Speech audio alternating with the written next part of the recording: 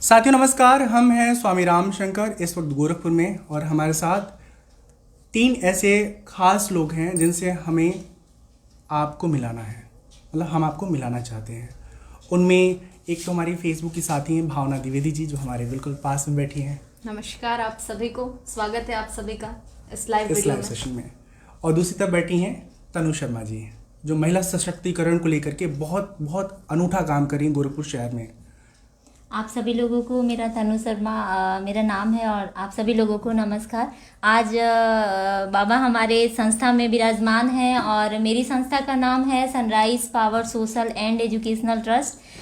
मेरी संस्था जो है वो महिला सशक्तिकरण पे काम करती है और हम लोग अपने यहाँ रोजगार परक शिक्षा देते हैं ताकि यहाँ से ज़्यादा महिलाएं सीखें और अपने पैरों पे खड़ी हो सकें, समाज में अपना स्थान बना सकें, आत्मनिर्भर बन सकें। और साथ में हमारे दूसरी तरफ एक बहुत ही युवा चेहरा है, प्रवीण शास्त्री के नाम से इन्हें लोग जानते हैं, बहुत नामी हैं और बहुत इनका अपना अच्छा पहचान है।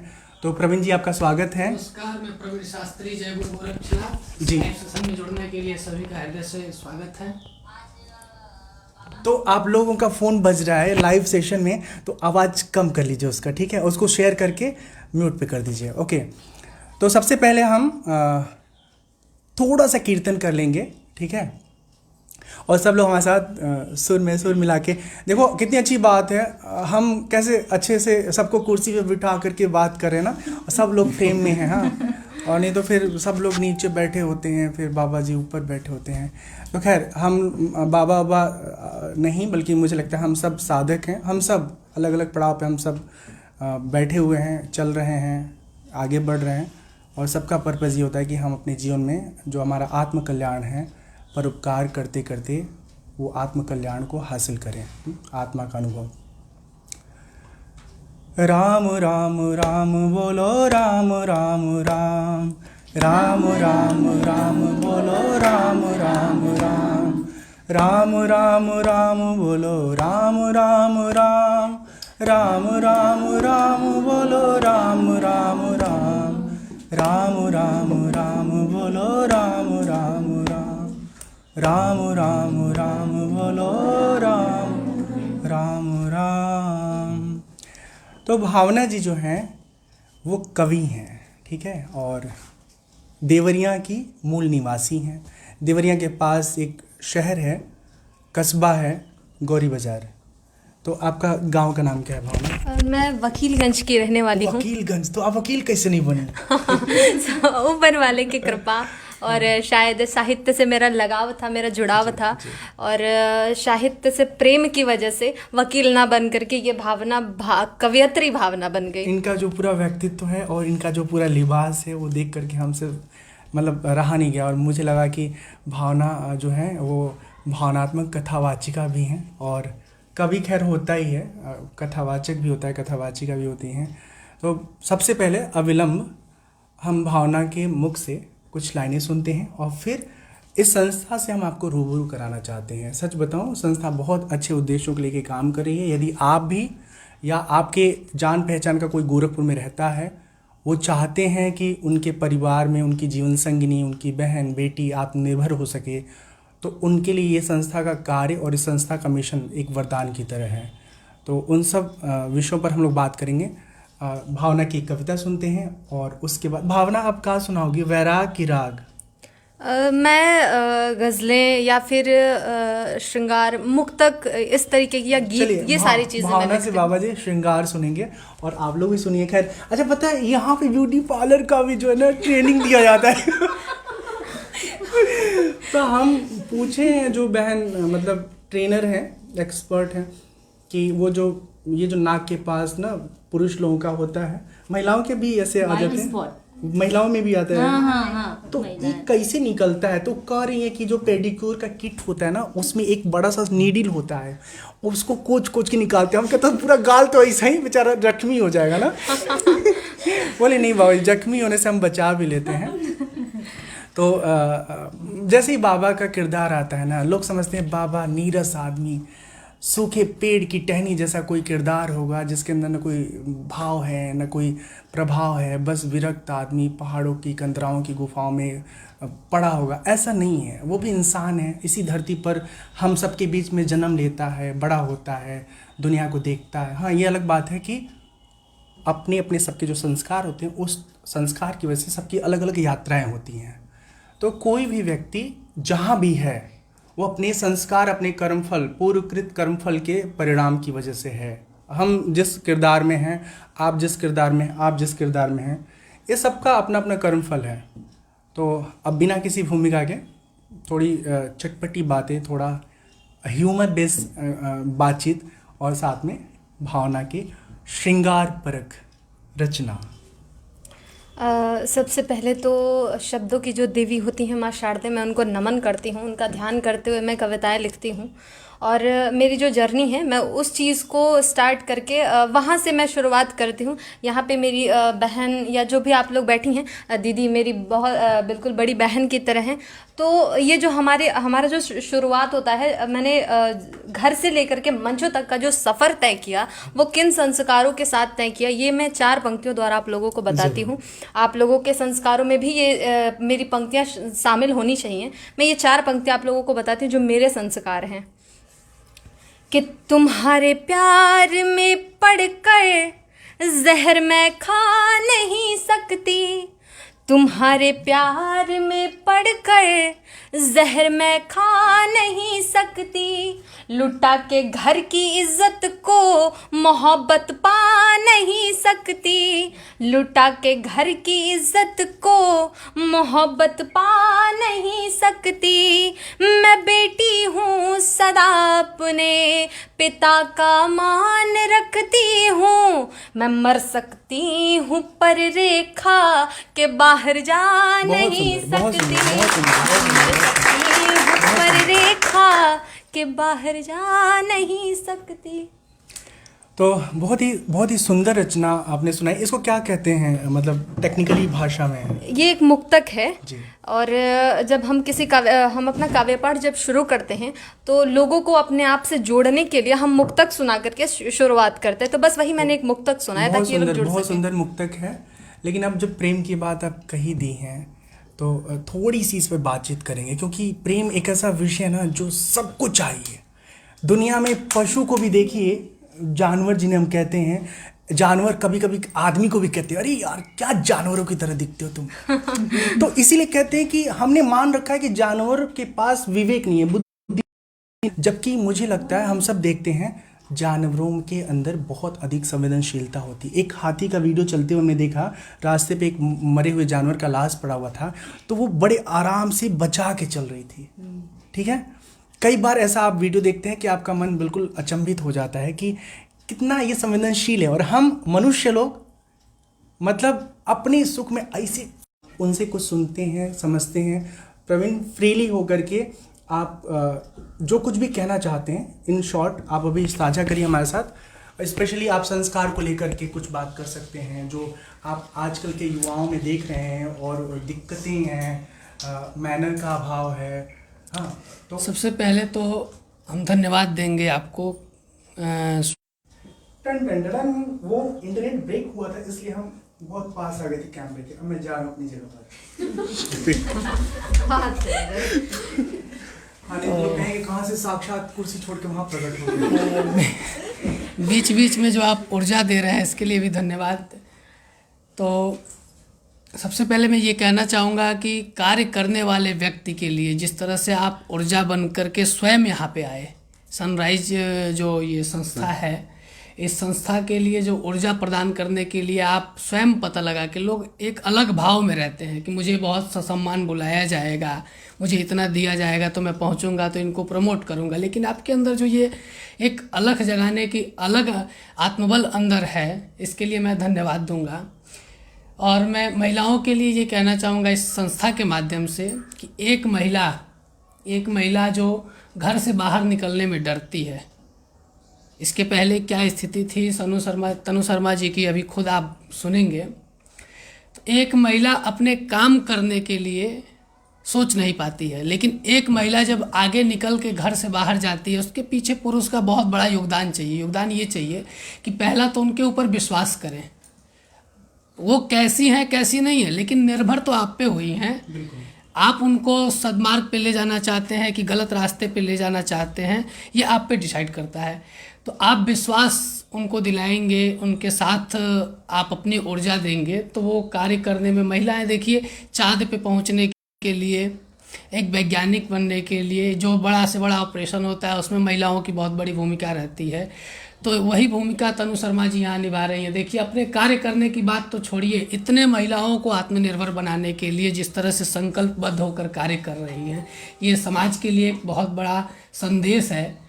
और महिलाओं की भी कुछ जिम्मेदारी बनती है कि महिला होने का गलत समाज में असर न करके एक अच्छा वो भी दिशा निर्देश दे महिलाओं के प्रति, उनको प्रेरित करे कि हमने घर से निकला तो ये कार्य किया, तमाम बाधाएं आई, लेकिन बाधाओं का आपके परिवार से, उस परिवार से पहली पूरा सदुपयोग हो तो पहली आज़ादी घर से जब आपको मिलेगी तो आप उसका गलत फ़ायदा ना उठाइए। अगर आज़ादी आपको मिलती भी है तो उसका गलत फ़ायदा नहीं, कहिए यहाँ जा रहे हैं चले जाइए कहीं और, उस विश्वास को आप जीतिए। जब आप इसलिए इस विषय पर चर्चा हम लोग कर रहे हैं कि आज की जो पीढ़ी है, नई पीढ़ी, वो अपने माता पिता के आंखों में एकदम धूल झोंक, बिल्कुल बिल्कुल एकदम व्हाइट वाला उसी पे। तो उससे क्या है कि जो कार्य करने वाली महिलाएं हैं, जिनके अंदर ये एक मन में उल्लास जग रहा है कि मुझे कुछ करना चाहिए, तो जो गलत महिलाएं हैं, जो गलत लड़कियां हैं, वो समाज में कुछ ऐसी चीज़ों को फैला दी हैं कि अच्छे माँ बाप भी अपने बच्चों को बाहर भेजने में थोड़ा सा डर महसूस कर रहे हैं उनके वजह से। क्योंकि कहा गया है ना कि जो नाली के कीड़े होते हैं उनको अगर हम जगह देते हैं, नहीं है, समाज में अच्छे लोगों को कार्य करने के लिए, प्रेरणा देने के लिए बहुत खुल के आना पड़ेगा। थोड़ी सी कड़वी लगेगी बात, वही कड़वी कम रखना है। तो ठीक है, मैं बस इतना ही कहूँगा कि ऐसे संस्था के लिए आपका सहयोग मिला, ये बहुत बड़ा सहयोग है। क्योंकि कहा जाता है कि सूर्य के सामने दीपक दिखाना कोई मायने नहीं रखता है, लेकिन जहाँ अंधकार हो, जहाँ बिल्कुल अंधकार हो, वहाँ दीपक भी सूर्य से बड़ा कार्य करता है। वो कार्य आप कर रहे हैं महिलाओं के लिए और ऐसे संस्थाओं के लिए जो कि आप एक डिजिटल बाबा के नाम से जाने जाते हैं। मैं भी लॉकडाउन में तमाम बातें सुना था आपके विषय में लोगों के मुंह से, लेकिन आज साक्षात्कार हुआ और खुशी हुई। अफवाहें बहुत फैलाई जाती हैं, लेकिन ज़मीनी पे उसकी सच्चाई क्या है ये आप अवगत करा रहे हैं लोगों को सोशल नेटवर्क के माध्यम से। ये सोशल नेटवर्क अच्छाई और बुराई दोनों का मार्ग है। हम क्या अपनाना चाहते हैं, हमारे जेब में रखा हुआ पैसा है और उसको हम कहाँ पे लुटाना चाहते हैं, ऑर्केस्ट्रा में या यज्ञ में या किसी धार्मिक आयोजन में, सत्संग में, भागवत में, वो हमारे ऊपर है। तो आप इस सोशल नेटवर्क का एक बहुत बड़ा, अब तो टीवी और पेपर बाद में लोग देख रहे हैं, सबसे पहले सोशल नेटवर्क पे फेसबुक है, यूट्यूब है, इस पे तो ये इसका आपने इतना अच्छा रास्ता अपनाया है कि ऐसे ऐसे संस्थाओं को आप मृत संजीवनी के लिए संजीवनी बूटी का कार्य कर रहे हैं। मैं विशेष धन्यवाद दूंगा। और जितने दर्शक जुड़े हुए हैं आपसे, वास्तव में आपका इस लाइव में और इस पेज से जुड़ने की सार्थकता दिख रही है, क्योंकि हम एक नई ऊर्जा की तरफ बढ़ रहे हैं इस आदरणीय रमाशंकर जी के आईडी से, फेसबुक आईडी से। और इसके लिए मैं हृदय से धन्यवाद दूंगा। गोरखनाथ जी से प्रार्थना करूंगा कि आप ऐसे ऐसे संस्थाओं को, ऐसे ऐसे फलदार वृक्ष को ऐसे ही जल देकर सींचते रहें, यही मेरी शुभकामना है। मैं प्रवीण शास्त्री। मैं जब यहाँ आने के लिए भावना के ज़रिए आमंत्रित हुआ तो मैंने फ़ोन किया था अमित पटेल को। अमित पटेल जी गोरखपुर के बहुत अच्छे सोशल एक्टिविस्ट हैं और वो जागो नाम की एक संस्था भी चलाते हैं, बहुत अच्छा काम करते हैं। तो उन्होंने आपके बारे में मुझे अवगत कराया कि तनु जी जो हैं अभी लॉकडाउन में बहुत भारी संख्या में मास्क बना के और लोगों को गिफ्ट की, और भी बहुत सारे जो आपके प्रकल्प हैं उसके बारे में उन्होंने हमें परिचित कराया। अब आपको सुन के अजीब लग रहा होगा कि आने से पहले इतना खोजबीन भी किए, तो बहुत ज़रूरी है। क्योंकि अगर आप कहीं मिल रहे हैं, कहीं जा रहे हैं और आपको नहीं पता है कि वो कैसे हैं, कौन लोग हैं, तो फिर आपके लिए मुश्किल होता है ना। आजकल 10 तरह के कोशिश ये होनी चाहिए कि जब भी आप किसी के साथ मिलिए जुलिए तो अच्छे लोगों से मिलिए। और बहुत अच्छे जगह पर हम बैठे हुए हैं। हमारे पास एक बहन बैठी हुई है, आपका नाम क्या है? सोमा। सुरमा? सोमा। हम के आंखों वाला सुरमा। क्या नाम है? हाँ? सोमा। सोमा जी नमस्ते, कैसी हैं आप? मैं ठीक हूँ। तो सोमा क्या करती हैं आप यहाँ पर? मैं मैम क्या पार्लर सीखती हूँ। पार्लर सीखती। तो बताओ जो ये जो हम अभी थोड़ी देर पहले जिक्र किए थे, आप बोल रही थी कि उसे पिन से हाँ पिन से डाल के इसको निकालोगी, तो फिर ये जो गड्ढा होगा उसको कैसे भरोगी? सर उसको डाल के नहीं निकालते। गड्ढा के लिए सर मेकअप जब होगा तो कंसीलर पे भर जाएगा वो। और फिर नहाएंगे तो छूट नहीं जाएगा? गजब। उसको हम लोग क्या कर सकते हैं, जो है वो है, जो मतलब जो हम लोग का नेचुरल, उसको हम लोग क्या कर सकते हैं। बात आ गई नेचुरल पे, नेचुरल चीज नेचुरल ही रहेगा। तो पार्लर, हाँ पार्लर रोलर ओकेजनल आप ज्वाइन करिए। जो कहना चाहते हो उसकी तरफ हम अब बढ़ रहे हैं कि पार्लर, अच्छे कपड़े, अच्छा खाना पीना सब ओकेजनल होना चाहिए, लेकिन रियल लाइफ में ना सब चीज़ नॉर्मल होना चाहिए। आपका कपड़ा, आपकी बोलचाल, आपकी भाषा, आपका मेकअप, सब कुछ नॉर्मल। पता चलता है कि आदमी हमेशा शीशे के सामने दिखता रहता है। अरे क्या हो जाएगा, सुबह जैसे थे वैसे शाम तक रहोगे।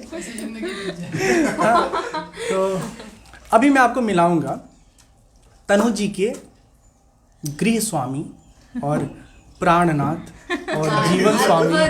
हाँ, नमो का आपका जितेंद्र जी। हाँ नाम स्किप कर गए थे। जितेंद्र जी यहाँ बैठे हुए हैं और इन लोगों का शादी जो हुआ था वो कानूनी तौर पर तो ये लोग बालिग थे, लेकिन आज के हिसाब से बिल्कुल नाबालिग थे। 17 साल इनका उम्र है। हाँ। तब तो वो भी तो नाबालिग ही कहा जाएगा ना। 18 वर्ष अच्छा 18 बस गई ही थी, नहीं चली गई थी। हाँ, कर लेते, नहीं तो पता चला कोई क्लेम कर दे इनके ऊपर। नहीं 18 साल तो कोई बात नहीं, तो 20 साल हो गया। 11 अक्टूबर को खत्म हुआ था बर्थडे और 24 फरवरी को शादी थी। हाँ 18 में चले गए थे। 18 साल की बिटिया की शादी होती है और जितेंद्र जी से। और जितेंद्र जी को जब मतलब कमरे में गए तो टेबल के नीचे एक फोटो पड़ी थी, खोल के देखे और आगे कहानी खुद ही बताइए। मैं जितेंद्र शर्मा, मैं पादी बिहार से बोल रहा हूँ।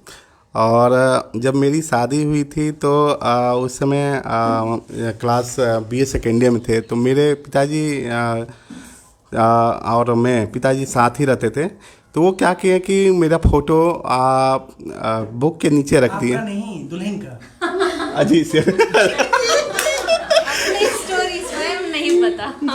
इसीलिए कहते हैं जिंदगी में एक असिस्टेंट होना जरूरी है। अगर आप बाबा हैं तो आपको जरूरत नहीं है, लेकिन अगर नॉन बाबा लाइफ जीते हैं तो आपको पत्नी चाहिए। हाँ। जी, तो मेरी वाइफ का जो फोटो है वो बुक के नीचे रख दिया। मैं जब पढ़ने गया तो मैं देखा फोटो, ऐसे पलट के देखा, हम कहे कोई होगा, कोई बात नहीं, इसको रख दो। मैंने साइड को रख दिए।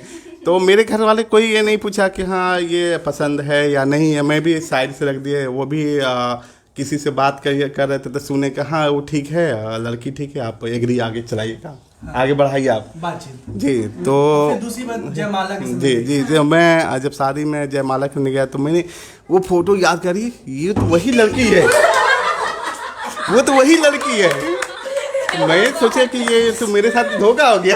तो मैं सोचा कम से कम मेरे घर वाले इन्फॉर्मेशन देते कि हाँ इसी से करना है। इतना बढ़िया सही बात है सर, तो उसमें थोड़ा सा और तालमेल और बढ़ जाता ना सर, ये कहने प्याज पहले पतियों ने खाना ही खा पाए। बिल्कुल सर। लेकिन अब तो चलन ये हो गया कि सर इस समय शादी से पहले आप लोग मिलजुल लीजिए, आपने आपस में बात के लिए कि हम किस तरह से हम लाइफ पसंद कर रहे हैं। लोग इतना मिल के बतिया ले रहे हैं कि शादी तक पहुंच ही नहीं पा रहे हैं। बिल्कुल सर, बिल्कुल शादी तक नहीं पहुंच पा रहे हैं और उस बीच में ही वो सर्टिफिकेट कर लेते कि नहीं हम इसके साथ रह नहीं पाएंगे और वहीं से डिस्प्यूट हो जाता है। अब भैया ये बताइए कि शादी आपको नहीं लगता कि एक कमाल का बहुत समझदारी के साथ मिला जुला संतुलित प्रकल्प है? प्रकल्प मतलब जॉइंट वेंचर एक तरह से है, जहां पर आपको कदम कदम पर कहीं न कहीं आपको तालमेल बैठाना ही पड़ता है। बिल्कुल सर, ये हम बात मानते हैं क्योंकि देखिए गाड़ी के 2 पहिए होते हैं। अगर एक थोड़ा सा कमज़ोर भी है, अब एक फास्ट है तो दोनों लेके चलता है, ठीक है। अगर दोनों कमज़ोर है तो फिर दिक्कत हो जाता है। तो ये ज़रूरी है कि दोनों पहिया आपके साथ हो, एक नरम एक गरम, ये सबसे इम्पोर्टेंट लाइफ में ये होनी चाहिए। क्या बात है, क्या बात है। ये बताओ कि हमें तो आप ही नरम लग रहे हैं। नहीं सर, अगर जिंदगी में मजा लेना है सर ना, आप लोग को भी नरम गरम हो के चलिए तो मजा आता 12 है। घंटे का है। एक ना यूनिवर्सल नरम गरम नेचर एडॉप्ट नहीं करना चाहिए कि अब तू ब्याह से लेके और बुढ़ापे तक गर्मे गरम है कि नरमे नरम है। दोनों को ना आपस में वो तालमेल, सेवा काल बदल देना जी चाहिए। सर, तालमेल होना चाहिए। कभी वो आप झुकती हैं, कभी हम झुकते हैं, दोनों का मतलब मेहनत। ऐसा नहीं कि हम और भी बातें कराएंगे जितेंद्र जी से, तनु जी से, लेकिन उसके पहले हम भावना से कुछ सुनेंगे। और साथ ही बताऊं आपको, ये दिलचस्प जोड़ी इसलिए मुझे बहुत प्रभावित की कि शादी के बाद जितेंद्र जी ने अपनी जीवन संगिनी को बहुत अच्छे से पढ़ाया लिखाया और बाद में अपने फैशन डिजाइनिंग के क्षेत्र में पढ़ाई की। आज अपना एनजीओ संस्था चला रही हैं, बहुत सारी महिलाओं को, लड़कियों को आप आत्मनिर्भर बना रही हैं। तो मतलब जीवन साथी अगर चाहिए तो ऐसा चाहिए किसी को। भगवान करे कि जिसको नहीं मिला है उसको ऐसे ही जीवन साथी मिले। देखो, मॉडल बहुत अच्छे अच्छे हो सकते हैं हमारी ज़िंदगी में, लेकिन जो आंखों के सामने नज़र आता है ना, हम उसी तरह की कुछ उम्मीद करते हैं कि जब जीवन में अच्छा साथी मिलता है तो आपके सारे सपने जो अधूरे पड़े होते हैं सब पूरे हो जाते हैं। और जब कभी ऐसा मिल जाता है, अब जैसे मैंने बहुत लोगों को देखा है, अपने पत्नी को बोले क्या फालतू मेकअप करके बनी पड़ी रहती हो, कोई पार्टी में जाना है, दिन भर कमरे में ना फिर भी मेकअप करी रहती हो। और ये महोदय अपने पत्नी को शादी के बाद फैशन डिजाइनिंग का कोर्स कराए। लोग तो डरते हैं कि कहीं ज्यादा समझदार निकल गई, छोड़ के भाग ना जाए। बिल्कुल सही कह रहे थे, बिल्कुल सही कह रहे हैं आप। लोग डरते हैं कि भाई कि कुछ ऐसे एक्स्ट्रा ज्यादा सुंदर हो और गई आपको तो मैं बताऊं रियलिटी, एक इंसिडेंट मैं बता रहा हूँ, एकदम सच्ची घटना। मेरे संपर्क में एक परिवार है, एक बच्चा है, तो वो बताया कि एक IAS किस बैच की है, मैं ये जिक्र नहीं करूँगा, ठीक है, नहीं तो बैच से भी फाइंड आउट कर लेंगे कौन है वो शादी से पहले जिनकी शादी मतलब जो लड़की थी वो इंजीनियर से शादी हुई थी। शादी हुई, मेहनत की, नो डाउट मेहनत उसी का रहा होगा, और IAS क्वालिफाई कर ली। अब उसने अपने इंजीनियर पति को बोला कि तुम्हारा और हमारा स्टैंडर्ड और मेंटालिटी सिमिलर नहीं है, तो जो आपने रिस्क लिया ये आसान नहीं है। और बाद में उसने अपने पहले शादी को ब्रेक करके दूसरी शादी कर ली। तो ये थोड़ा सा बहुत ही गिरी मानसिकता को मैं इस तरह देखता हूँ, क्योंकि यार जो तुम्हारे संघर्ष में साथी है वही तुम्हारे सफलतम जीवन में भी साथी हो, कितना अच्छा बात है ना। और कौन दुनिया में 100% परफेक्ट है?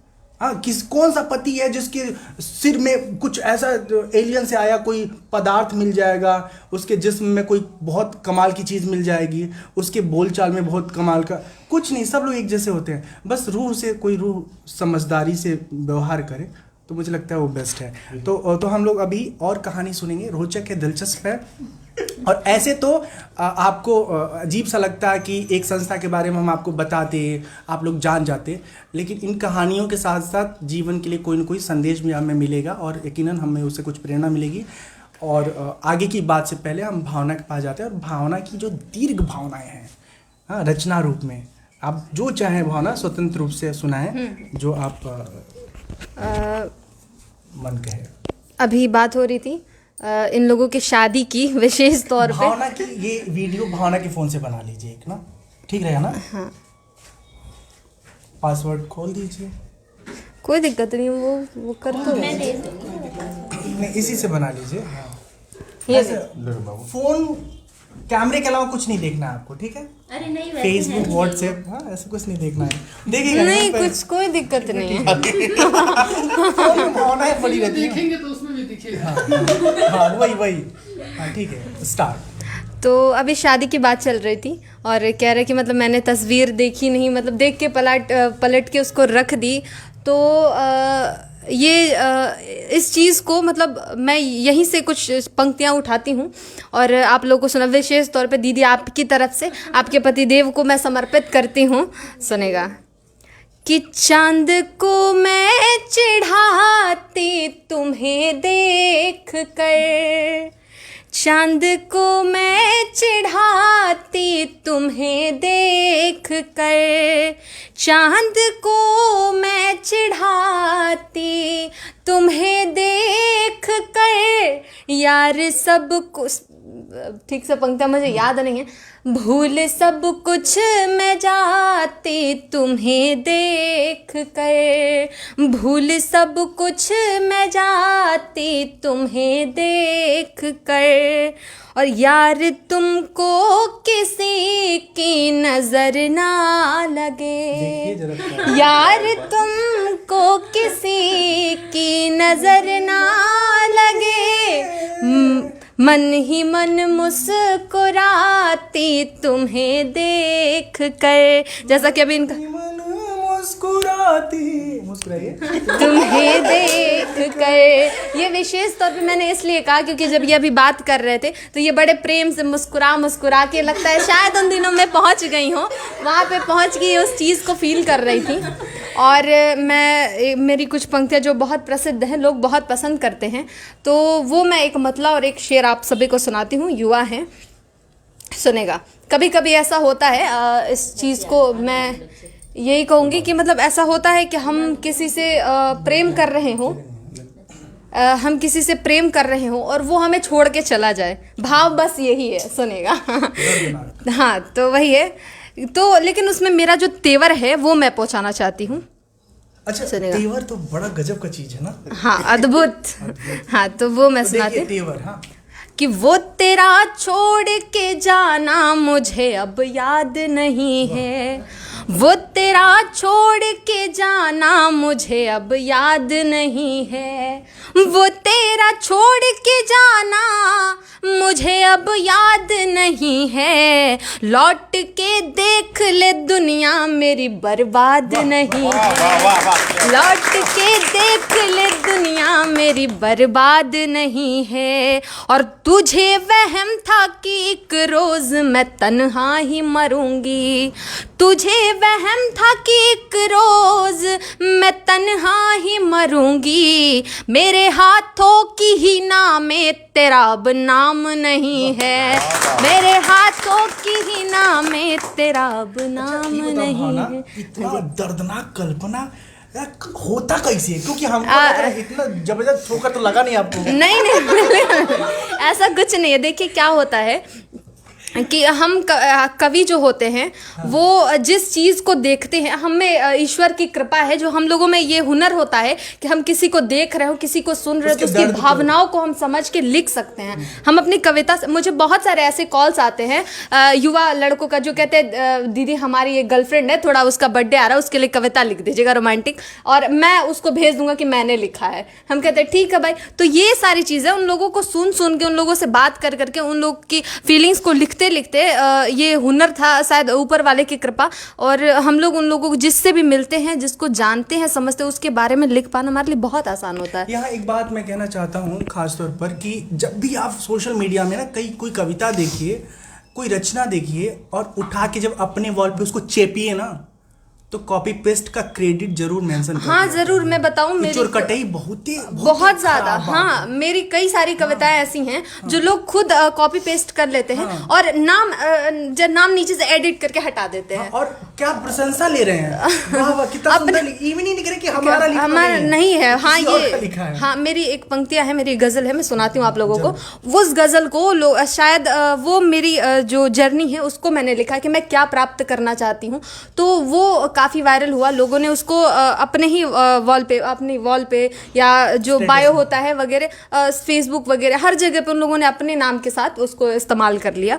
तो मैं वो सुनाती हूँ, सुनेगा।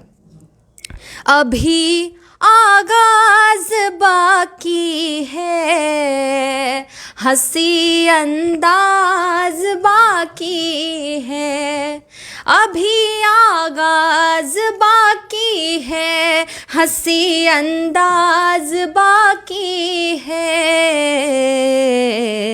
मुसलसल कोशिशों में हूँ जो मिलना ताज बाकी है, मुसलसल कोशिशों में हूँ जो मिलना ताज बाकी है। और ये शेर कि तमन्ना है मेरे दिल में कि छू लूँ आसमां एक दिन, तमन्ना है मेरे दिल में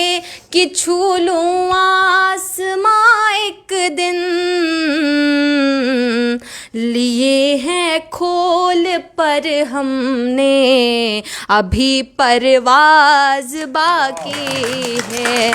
लिए हैं खोल पर हमने, अभी परवाज बाकी है। और ये शेर मैं बतौर ख़ास, आप ये इतनी सुंदर महफिल है तो मैं इसको नज़्र करती हूँ, ये महफिल को मैं समर्पित करती हूँ कि बहुत मीठी सुरीली सी फिजाएं हैं यहाँ फैली, बहुत मीठी सुरीली सी फिजाएं हैं यहाँ फैली, सुरों के इस समंदर में अभी एक साज बाकी है।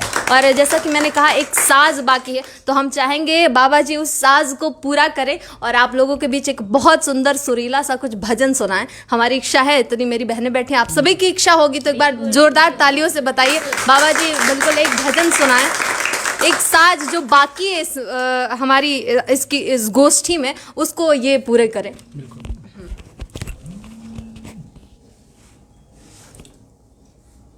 अरे मना समझ समझ पग धरिए, अरे मना समझ समझ पग धरिए, अरे मन इस जग में नहीं अपना कोई, अरे मन इस जग में नहीं अपना कोई, परछाई सो डरिए, अरे मन समझ समझ पग धरिए, अरे मन समझ समझ पग धरिए।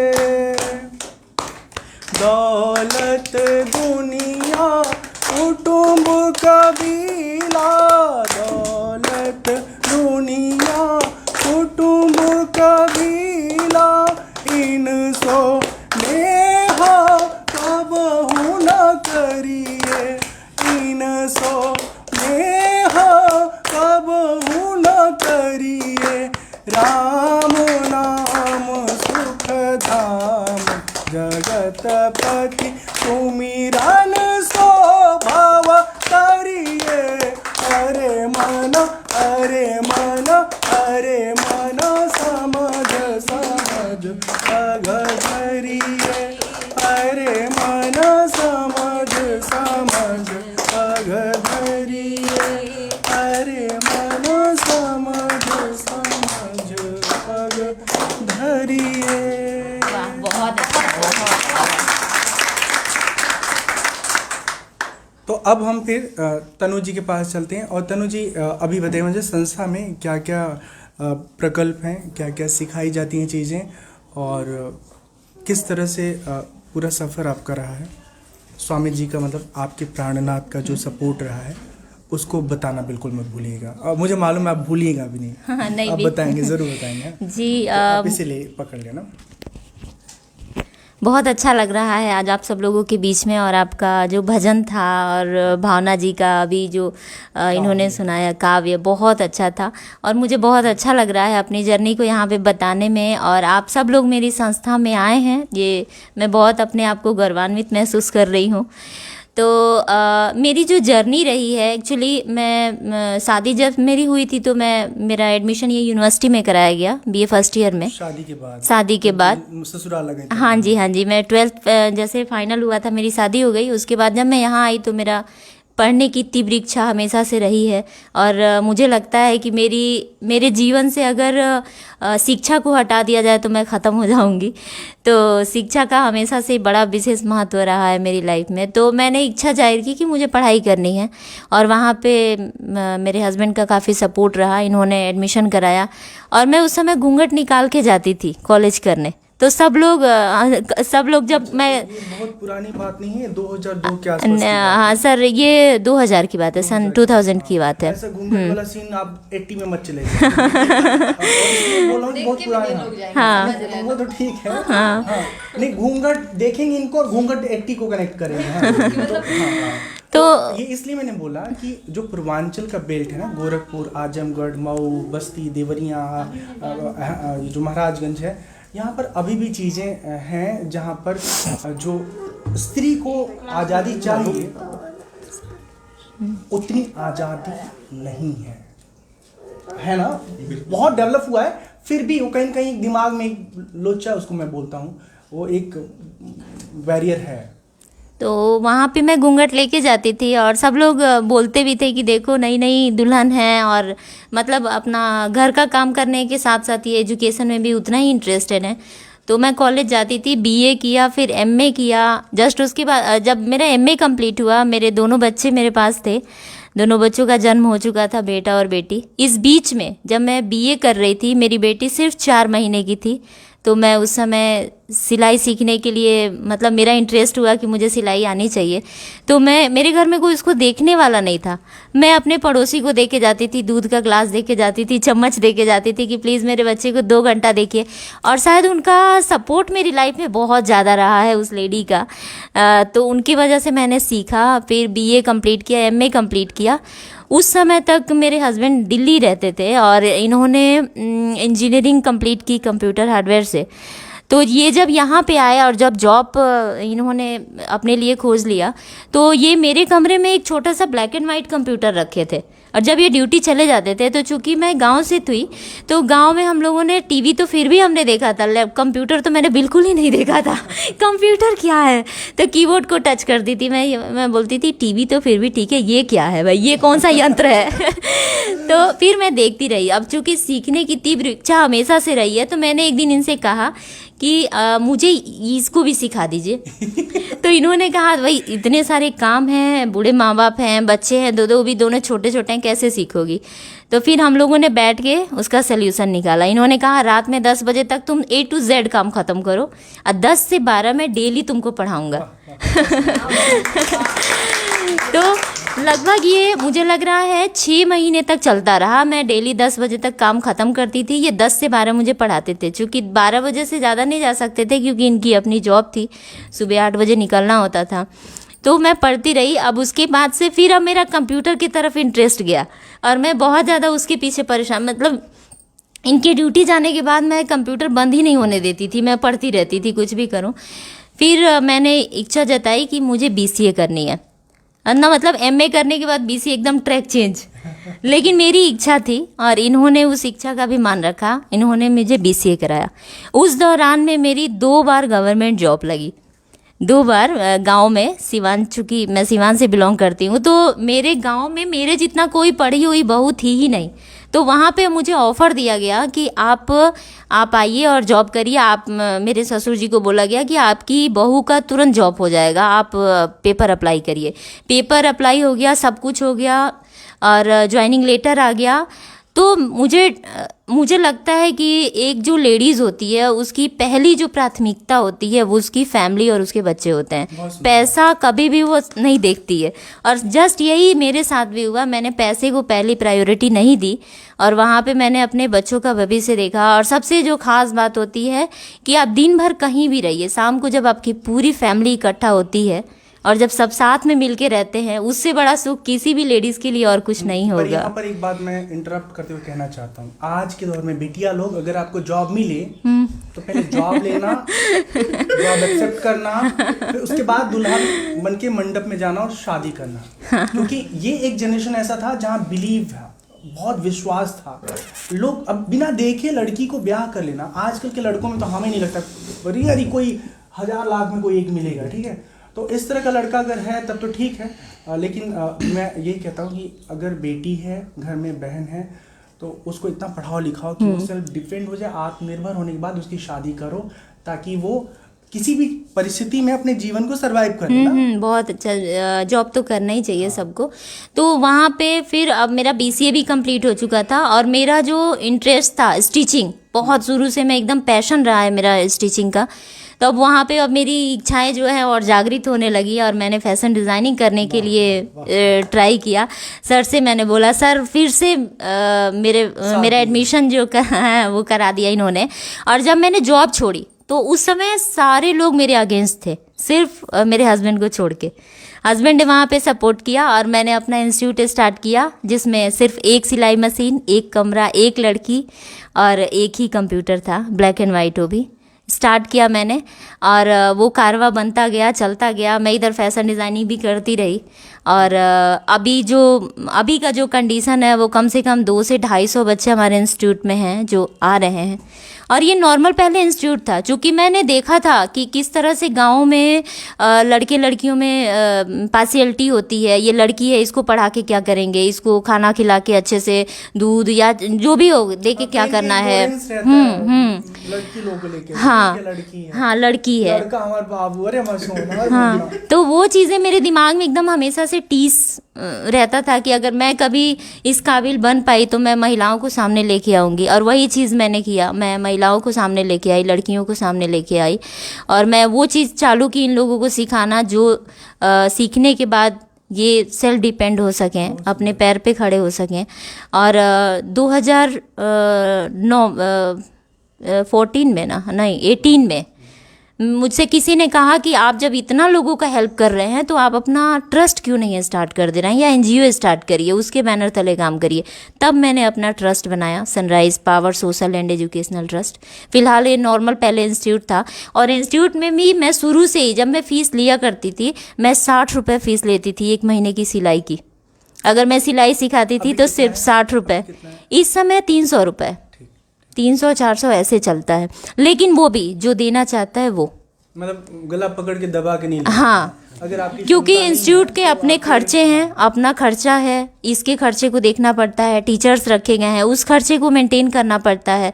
तो जिन्हें मुझे लगता है कि हाँ इन्हें फ्री में मुझे सिखाना चाहिए, मैं चुपचाप उनको सिखाती हूँ।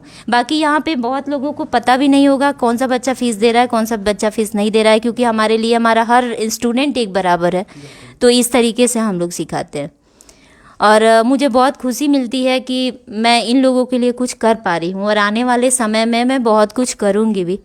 तो ये बस आप लोगों का ये सपोर्ट है जो तनु के काफ़ी ऊपर, बनी हुई है। आप सबको पता है बहुत सारे अखबारों में इनके ऊपर आर्टिकल छपे हैं। जागरण का एक बहुत ही अनूठा सप्लीमेंट है जो रविवार को प्रकाशित होता है, संगिनी, शनिवार को ठीक है।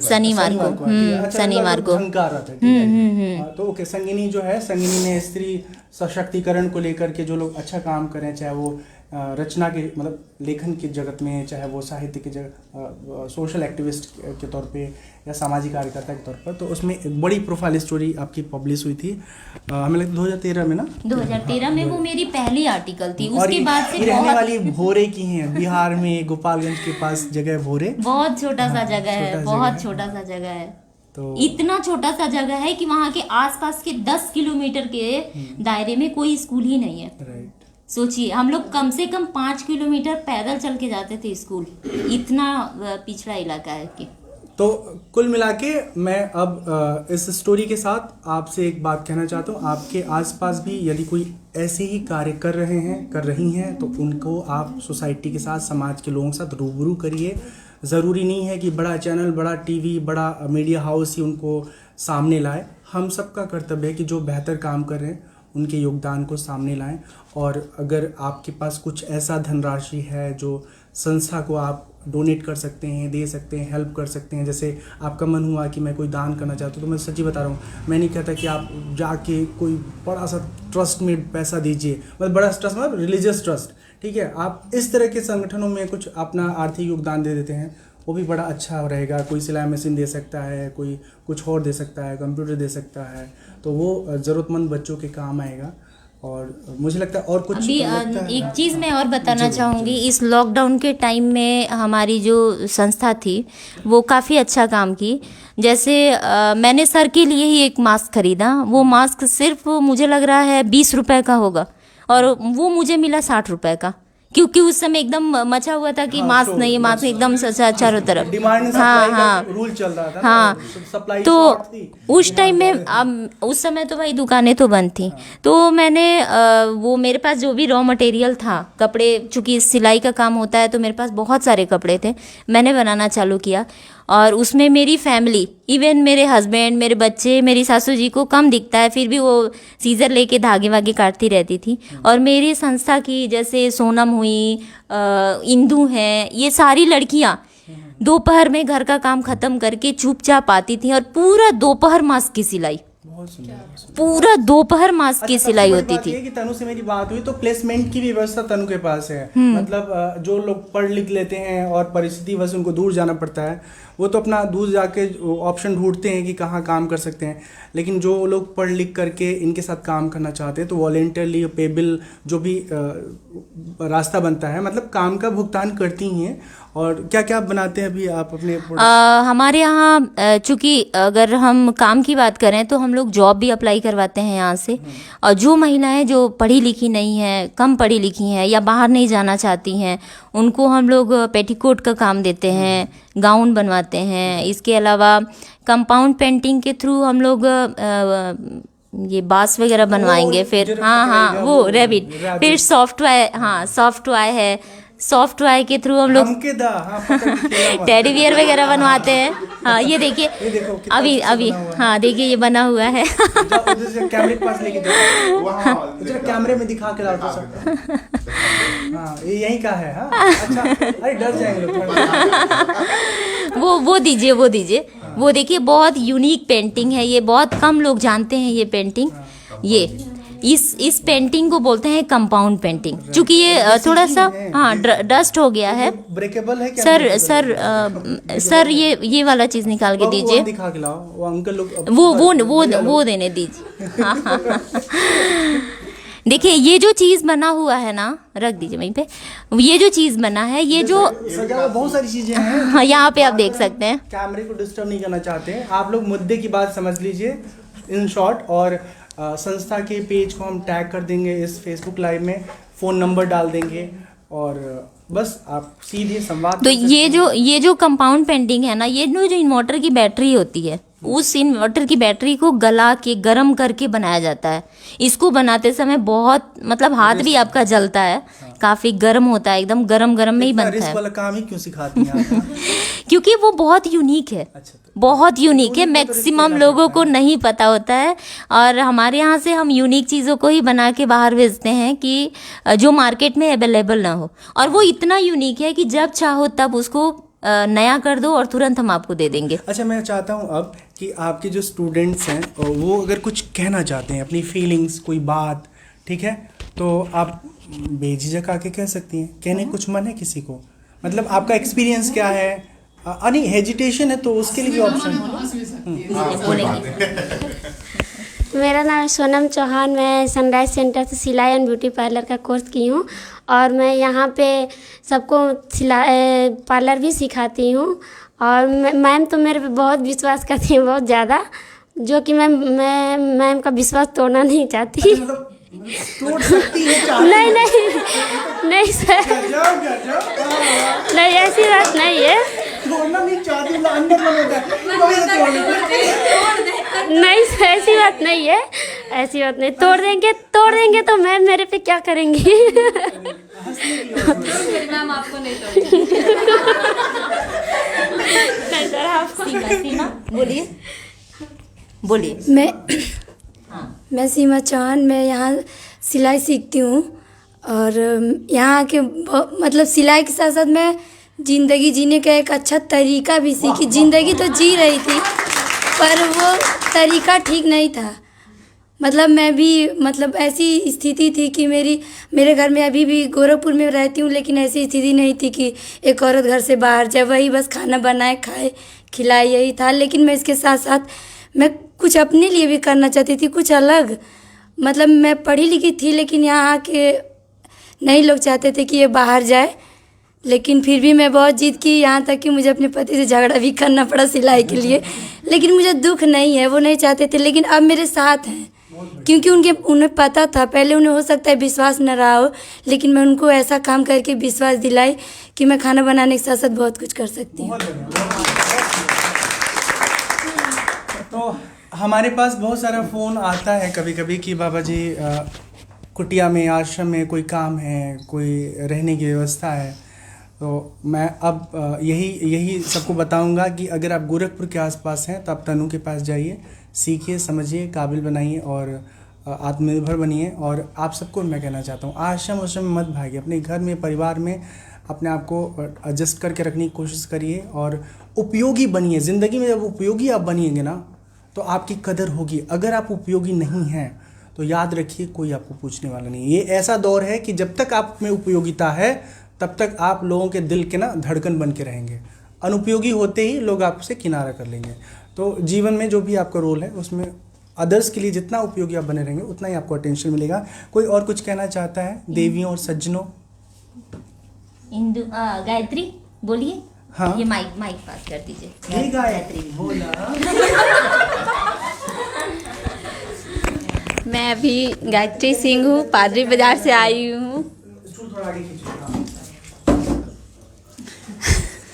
मैं गायत्री सिंह हूँ, मैं पादरी बाजार से आई हूँ। अभी मैं कल ही सिलाई सीखने आई हूँ। अभी तो ब्लाउज व्लाउज कटिंग करती हूँ। अभी 3 साल पहले मैंने दीदी से सीखी हूँ और फिर उसके बाद मैं घर परिवार में इतनी जूझ गई थी, उलझ गई, जो दिमाग से थोड़ा थोड़ा हट गया सिलाई के बारे में। तो मैंने फिर दीदी काटती हैं कपड़े को तो जी कागज पे प्रैक्टिस करती सीधे कपड़े पे? नहीं जी, मैं पहले कागज़ पर प्रैक्टिस करती हूँ, फिर उसके बाद मैं कपड़े पे काटती हूँ। उसके बाद मैं दीदी पास आई, बोली कि दीदी देखिए, मतलब मैं कुछ सिलाई भूल चुकी हूँ जो मुझे फिर से सीखना है। तो दीदी बोली ठीक है, कोई बात नहीं, आइए हम आपको फिर से सिखाएंगे सिलाई करना दोबारा से। जो है मतलब एक भौजी हमको मिल गई हैं, हमारे एक दोस्त हैं और बड़े जिगरी मित्र हैं। उनका नाम है कुंदन जी। पूरा रुआ का लिखने भैया, कुंदन का लिखने नवा लिख बोला कुंदन उपाध्याय। ऐसा जमाना आ गया, मेरा नाम दिया मर कि हम जैसा फन हंसाने के लिए बोले भाई अब बाड़ी मेहरारू कहिए ना जी, हम कैसे नाम ले अपनी मर्जी तरह के लेगा जरूर नहीं पूछो। थोड़ा सा आगे जी, थोड़ा सा इनको जगह दो भाभी को। अब बस आप यहाँ क्या एक्सपीरियंस करेंगे थोड़ा बताइए। और हमारा जो वीडियो पता है, हम जब इंस्टीट्यूट में आए हैं तो हमको नहीं पता था। बाबू माइक देना, आप माइक दे दीजिए। हम जब इंस्टीट्यूट में आए हैं तो एक दुल्हन झांकते हुए निकली है और तनु जी से जाके बोली कि इनके हम चिन्हत हैं, मतलब पहचान रहे हैं। तो कहली कि कैसे पहचान नहीं है? बोले यहाँ इनका वीडियो हमारे मतलब मर्द, हमारे मतलब स्वामी, हमारे पति जी दिखाते हैं कि ये बाबा हमारा दोस्त हमें। और सच में कुंदन भैया एकदम बहुत अच्छे बड़े भाई की तरह हैं, या छोटे भाई मुझे नहीं, कितना उम्र है उनका? बड़े भाई ही होंगे हमसे। हाँ ठीक है, वही में ठीक, वही में प्यार बजा दे, भसुर बनने में कुछ सुख नहीं हुआ। ठीक है, ओके। तो मैं भाभी के पास ये माइक्रोफोन दे रहा हूँ। मुझे पहचानी, मुझे बहुत अच्छा लगता है जब मैं कभी ट्रैवल करता हूँ या कहीं नई जगह जाता हूँ और इंटरनेट के थ्रू को लोग देखे सुने लोग मिलते हैं तो बहुत अच्छा लगता है। और अगर मैं उनको कैमरे में नहीं शामिल करता तो ये मुझे जो है शायद उतनी खुशी नहीं मिलती। और अभी मैं भौजी के दिखावत हैं तो देखा लोगों, ठीक है। और आप यहाँ क्या सीखती हो भी बताइएगा, और एक वीडियो के बारे में बता दीजिए जो आपको अच्छा लगा। उनको भी बता दिए कि अब देखिए अभी आएंगे। मेरा नाम पुष्पा उपाध्याय है और मैं यहाँ सिलाई सीखती हूँ। मैं अपने यहाँ शौक़ से आती हूँ सिलाई सीखने। मुझे कोई किसी चीज़ की परेशानी नहीं है, न घर से न परिवार से। मैं अपने शौक़ से आती हूँ। मेरे बच्चे बड़े हो गए हैं, मैं खाली टाइम घर पे सोती थी, मैं टीवी देखती थी, तो ये सब समय मेरा जाया हो रहा था। तो मैं सोची कि कुछ करूँ मैं भी। तो यहाँ मेरे हस्बैंड कहें कि मतलब मैम के बारे में बताएं कि बहुत अच्छी हैं और संस्था चलाती हैं अपना। तो मेरी भी इच्छा जागृत हुई कि मैं भी चलूँ, कुछ करूँ। तो मैं यहाँ आने लगी सिलाई सीखने। और बाबा जो यहाँ हमारे बीच में बैठे हैं, यहाँ बैठे थे ऑफिस में मैम के, मैं जा रही थी अपने क्लास में, देखी मैं तो मुझे बहुत खुशी हुआ कि मुझे लगा कि ये तो बाबा है। मेरे हस्बैंड इनका हमेशा वीडियो देखते रहते हैं, बाबा से अच्छी खासी जान पहचान है। तो मैं फिर एक बार गई दोबारा इधर से कंफर्म करने के लिए वही बाबा हैं कि कोई और है। तो फिर मैं आई, मैम से मैं बोली कि मैं इनको जानती हूँ, आप मैम मेरा परिचय कराई ले आके यहाँ पे। बाबा से मुझे बहुत खुशी हुई कि आज तक जो वीडियो में मोबाइल में देख रही थी, आज मैं साक्षात बाबा के बगल में बैठी हूँ। मुझे बहुत अच्छा लगा। बहुत सुंदर, अच्छा लगा। चलते चलते जितेंद्र भैया, कुछ अगर आपको लगता है कि बचा है कोई बात ऐसी जो और कहनी चाहिए तो आप उसे साझा करें, क्योंकि आप इसके पूरे पिलर हैं, पूरे संगठन के, संस्था के। हाँ जी जी। मैं ये कहना चाहता हूँ कि जो भी आज के युग में चल रहा है, वाइफ हस्बैंड का जहाँ तक बात है, तो हम ये मेरा ये कहना है कि जो भी हस्बैंड है वो अपने वाइफ का पूरा सपोर्ट करें, क्योंकि वो ज़िंदगी पहले जैसा नहीं रह गया कि आप घर में रखें और उनको घर से बाहर ना निकलने दें, और जो भी उनकी इच्छाएं हैं उनको मार देती हैं।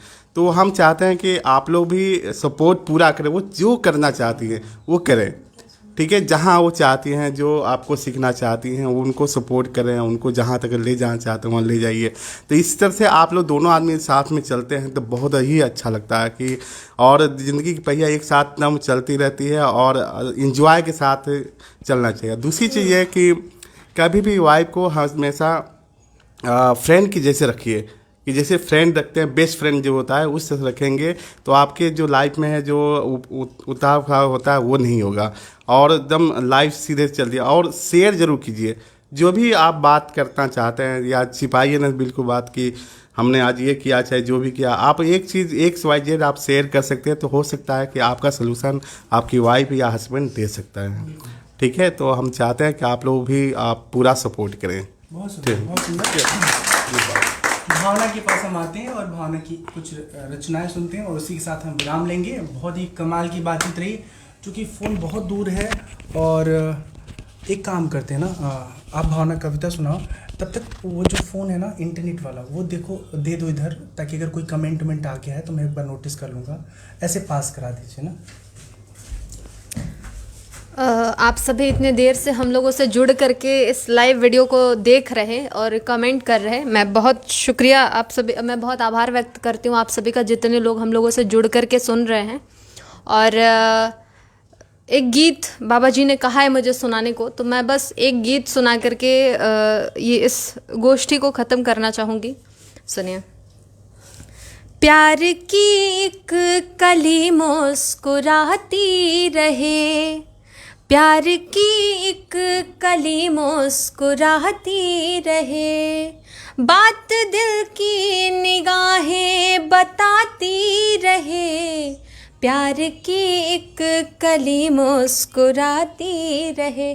और इस गीत का जो पहला बंद है, जब हम लोग प्रेम करते हैं तो ऐसा लगता है, सबको यही सोचता है कि हम राधा के जैसा, हम जब भी प्रेम की तुलना करते हैं या सोचते हैं तो हमारे दिमाग में राधा का नाम आता है, मीरा का नाम आता है। पर मेरी नज़र में जो सच्चा प्रेम है वो मैं किसको समझती हूँ, सुनेगा। कि ना मैं सीता बनूं ना ही राधा बनूं, ना मैं सीता बनूं ना ही राधा बनूं, मीरा बनकर न पीड़ा मैं साझा करूं, मीरा बनकर न पीड़ा मैं साझा करूं, रुकमणी सा बना लो मुझे संगिनी, अपने प्रियतम के दुख को मैं आधा करूं, अपने प्रियतम के दुख को मैं आधा करूं, याद मेरी सदा तुझको आती रहे, प्यार की एक कली मुस्कुराती रहे। और इस गीत का अंतिम बंद मैं सुनाती हूँ कि भाव का मान रख ले वो नगरी कहाँ। कुछ ऐसे प्रश्न हैं जिनका जवाब शायद हो कि भाव का मान रख ले वो नगरी कहाँ, दे पता जान की का वो खबरी कहाँ, दे पता जान की का वो खबरी कहाँ। प्रेम से जिसको खाते रहे राम जी, बेर जूठे खिलाती वो शबरी कहाँ, बेर जूठे खिलाती वो शबरी कहाँ। भावना भाव सरिता, भावना भाव सरिता बहाती रहे, प्यार की एक कली मुस्कुराती रहे। बहुत शुक्रिया, बहुत आभार। और मैं चाहूँगी बाबा जी के भजन से ही इस लाइव वीडियो को बंद किया जाए। एक भजन के साथ इस वीडियो को बंद किया। हो चंचल मन नित राम जपा कर, चंचल मन नित राम जपा कर, पल पल छीन छीन घड़ी घड़ी निस दीना, पल पल छीन छीन घड़ी घड़ी निस दीना। राम जपा कर, राम जपा कर, चंचल मन चंचल मन चंचल मन नित राम जपा कर, चंचल मन नित राम जपा कर। सार तत्व की खोज किए, सार तत्व की खोज किए जा, प्रेम सरस रस रोज पिए जा। पार करेंगे राम जपा कर, राम जपा कर, राम जपा कर, चंचल मन नित राम जपा कर, चंचल मन नित राम जपा कर, चंचल मन नित राम जपा कर। तो डॉक्टर प्रियंका नितिन वर्मा जी, सीता गुप्ता जी, जागृत कुमार मिश्र जी, अगर आपके परिचित कोई होंगे तो आप उन्हें बोल दीजिएगा हेलो हाय। बिल्कुल, डॉक्टर प्रियंका वर्मा जी बहुत आभार, आप जुड़ी हैं इस लाइव वीडियो से। गुड्डू कुमार जी, समिता श्रीवास्तव जी, बहुत खुद सुनीता समिता जी, हाँ। राजेंद्र साहू जी, जागृत कुमार जी, रेस्टी तिवारी जी, धनंजय सिंह जी, अनुराधा तिवारी जी, रेखा सिंह जी, इंद्र कुमार पाल जी, ऋषभ मिश्रा जी, वीरेंद्र पाठक जी और प्रशांत मिश्र जी। बहुत सारे लोगों का कमेंट दिखता नहीं है, क्योंकि लाइव सेशन में जो कमेंट निकल चुका होता है उसे आप पकड़ नहीं सकते, वो लाइव क्लोज होने के बाद ही दिख पाएगा। तो आप जिन लोगों ने भी कमेंट किया, अपनी प्रतिक्रिया दी, सबको साधुवाद, धन्यवाद। ऐसे ही जुड़े रहिए, अपना प्यार, अपना स्नेह, अपना समय मुझे थोड़ा थोड़ा देते रहिए। और जो लोग भी आपके ज़िंदगी में, हमारी ज़िंदगी में बेहतर काम कर रहे हैं, आसपास जो लोग हैं, उनको आगे और बढ़ाने में अपना योगदान देते रहिए। साधुवाद, धन्यवाद, नमस्कार। सियावर रामचंद्र की जय। वहाँ पे फिनिश का बटन है, उसको दबा दीजिए।